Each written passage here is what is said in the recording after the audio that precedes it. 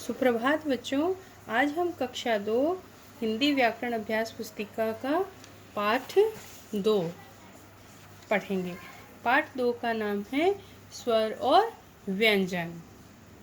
स्वर और व्यंजन। वर्णों के दो भेद होते हैं। एक होता है स्वर और एक होता है व्यंजन। चलो आज हम इस पाठ को पढ़ते हैं, शुरू करते हैं। ये राघव है और ये सक्षम है। अब राघव सक्षम से कह रहा है, सक्षम तुम क्या पढ़ रहे हो? अब सक्षम कह रहा है, मैं वर्णों के विषय में पढ़ रहा हूँ। अब राघव वापस से कह रहा है, आओ मैं तुम्हें समझाता हूँ कि वर्ण किसे कहते हैं। अब राघव बता रहा है वर्ण किसे कहते हैं। परिभाषा, वर्ण की परिभाषा हम कर रहे हैं। भाषा की सबसे छोटी ध्वनि, कैसी ध्वनि? सबसे छोटी ध्वनि जिस रूप में लिखी जाती है उसे वर्ण कहते हैं। उसे हम क्या कहते हैं? वर्ण कहते हैं। आज हमारा टॉपिक भी यही है, वर्ण। वर्ण के दो भेद होते हैं, स्वर और व्यंजन। उदाहरण के तौर पे हम देखेंगे, म ये स्वर रहित है। धन ओ, तो म के अंदर ओ स्वर मिला देंगे तो मो बन जाएगा, तो ये मो बना। और र जो व्यंजन है और स्वर रहित है, इसमें अ मिला देंगे तो ये बन गया पूरा र। तो दोनों को मिलाएंगे, क्या बन गया? मोर। मोर शब्द 4 वर्णों के मेल से बना है। कितने वर्णों के मेल से बना है? 4। कौन कौन से? 1, 2, 3 और 4। ठीक है। तो म तथा र व्यंजन वर्ण हैं, परंतु इन्हें बोलने के लिए ओ तथा अ स्वर वर्णों की सहायता ली गई है। वर्णों के क्रमबद्ध समूह को वर्णमाला कहते हैं। वर्णों के कैसे समूह को वर्णमाला कहते हैं? क्रमबद्ध समूह को वर्णमाला कहते हैं। वर्णों के 2 भेद होते हैं। कौन कौन से? स्वर और व्यंजन। अब हम पढ़ेंगे स्वर। जिन वर्णों का उच्चारण स्वतंत्र रूप से होता है, जिसमें किसी की भी और ज़रूरत नहीं होती है, स्वतंत्र रूप से होता है, वे वर्ण स्वर कहलाते हैं। वे वर्ण क्या कहलाते हैं? स्वर कहलाते हैं। हिंदी में 11 स्वर हैं। हिंदी में कितने स्वर हैं? 11 स्वर हैं। कौन कौन से? हम देखते हैं। अ, आ, ई, बड़ी ई, उ, बड़ा उ, री, ए, आई, ओ, औ। ये सब क्या है? स्वर हैं। अब हम पढ़ेंगे व्यंजन। स्वर समझ में आया? स्वर जिन वर्णों का उच्चारण स्वतंत्र रूप से होता है, उन्हें ऐसे वर्ण को हम क्या बोलते हैं? स्वर कहते हैं। अब हम पढ़ेंगे व्यंजन।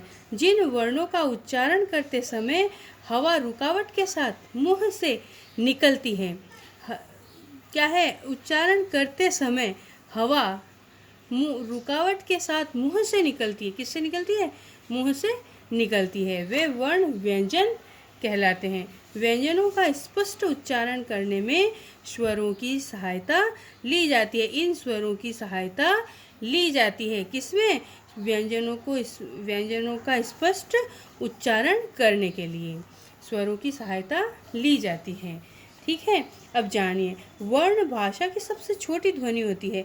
वर्ण क्या होती है? भाषा की, किसकी? भाषा की सबसे छोटी ध्वनि होती है, जिसके खंड नहीं किए जा सकते, जिसके टुकड़े नहीं किए जा सकते हैं। आया समझ में? अब हम पढ़ेंगे स्वर। स्वर और व्यंजन। स्वर कौन कौन से हैं? अ, आ, ई, बड़ी ई, उ, बड़ा उ, री, ए, आई, ओ, औ। और ये है अयोग, वह, अंग और अह। इनको अंग और अह को हम क्या बोलेंगे? अयोग, वह। अब हम पढ़ेंगे व्यंजन। व्यंजन में कौन कौन से हैं? देखो, क, ख, ग, ङ, च, छ, ज, य, ट, ठ, ड, ढ, ण, त, थ, द, ध, न, प, फ, ब, भ, म, य, र, ल, व, श, स, स, ह। अब संयुक्ताक्षर। संयुक्ताक्षर में कौन कौन से हैं? क्षत्रिय वाला श, त्र, ज्ञ और श्रमिक वाला श। अब देखो, ये किससे बना है? क, धन, श। इनसे मिलकर ये बना है। ठीक है। त्र, त, आदाता है, ये हलंत लगा हुआ है, और र, इन दोनों को मिलाएंगे तो क्या बन गया? त्र। अब झ, धन, य, इनको मिलाएंगे तो ज्ञ, ज्ञानी वाला ज्ञ बन गया। और श्रमिक वाला श्र, श जो आधा है, हलंत लगा हुआ है, और र, इनको मिलाएंगे तो क्या बन गया? श्रमिक वाला श्र। आया समझ में? इनको हम संयुक्ताक्षर कहते हैं। ये इनसे मिलकर बना है। अतिरिक्त ध्वनियाँ इसमें है ड और ढ, ड और ढ। ठीक है, ड और ढ हमेशा बीच में या अंत में आते हैं, आरंभ में कभी भी नहीं आते हैं। चलो आगे बढ़ते हैं हम। अब राघव कह रहा है, अब समझ में आया? ये इन दोनों की जो वार्तालाप चल रही थी, इसमें इस राघव ने बताया वर्ण किसे कहते हैं। अब आगे इनकी वार्तालाप चल रही है। वो क्या कह रहे हैं राघव? अब समझ में आया, परंतु यह तो बताओ कि मात्राओं का प्रयोग किस प्रकार करेंगे। अब सक्षम ये कह रहा है, जब हम स्वरों का प्रयोग व्यंजनों के साथ करते हैं। किसके साथ करते हैं? व्यंजन। व्यंजन कौन से हैं? ये। और स्वर कौन से हैं? इधर वाले। तो देखो, जब हम स्वरों का प्रयोग व्यंजनों के साथ करते हैं, इनका प्रयोग इनके साथ करते हैं, तो वे मात्रा रूप में लिखे जाते हैं।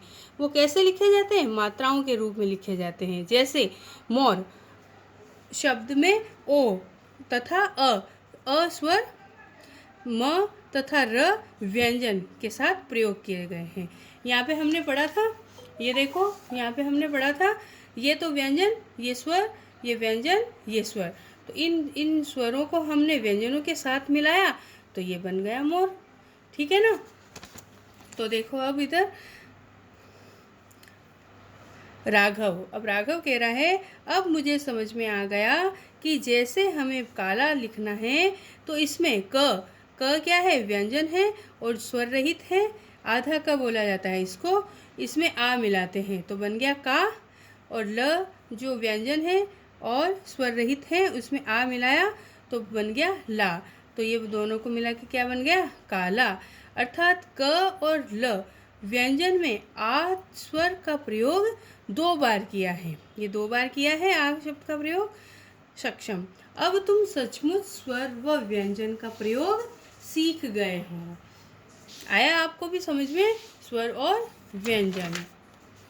चलो अब हम अभ्यास कार्य करते हैं। निम्नलिखित प्रश्नों के उत्तर लिखिए। वर्ण की परिभाषा लिखिए। अब हम अच्छे से वर्ण की परिभाषा लिख सकते हैं। भाषा की सबसे छोटी ध्वनि जिस रूप में लिखी जाती है उसे वर्ण कहते हैं। अब स्वर किसे कहते हैं? सभी स्वर वर्ण लिखिए। जिन वर्णों का उच्चारण स्वतंत्र रूप से होता है वे वर्ण स्वर कहलाते हैं। हिंदी में कितने स्वर हैं? 11 स्वर हैं। अ, आ, ई, बड़ी ई, उ, बड़ा उ, री, ए, आई, ओ, औ। व्यंजन किसे कहते हैं? कोई 5 व्यंजन लिखिए।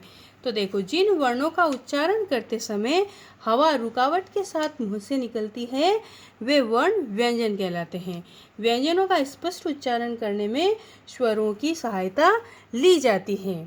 ठीक है, कोई 5 व्यंजन, उसमें हम कोई भी 5 व्यंजन लिख सकते हैं। इसमें से हम कोई भी 5 व्यंजन लिख सकते हैं। ठीक है, अब अ व ई की मात्रा लगाकर शब्द बनाइए। अब देखो, ल है तो लाल हो गया। लिख, हलवा, मिल, दाग, छिप, जाग, गिन, नाग।